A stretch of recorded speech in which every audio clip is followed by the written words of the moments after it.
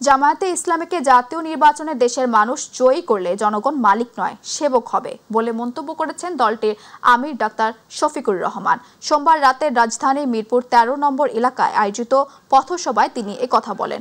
জামায়াতে আমির বলেন, এই বাংলাদেশে ধর্ম, বর্ণ বা জাতি বিভেদের কোনো ধরনের বৈষম্য আর দেখতে চায় না।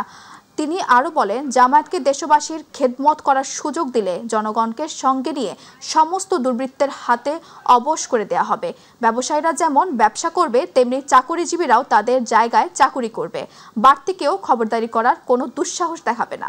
অনেক দল, অনেক শাসক এসেছেন, ক্ষমতায় বসার আগে সকলেই জনগণকে অনেক সুন্দর সুন্দর কথা বলে, কিন্তু ক্ষমতায় যখন তারা বসে যান তখন তারা জনগণকে ভুলে যান।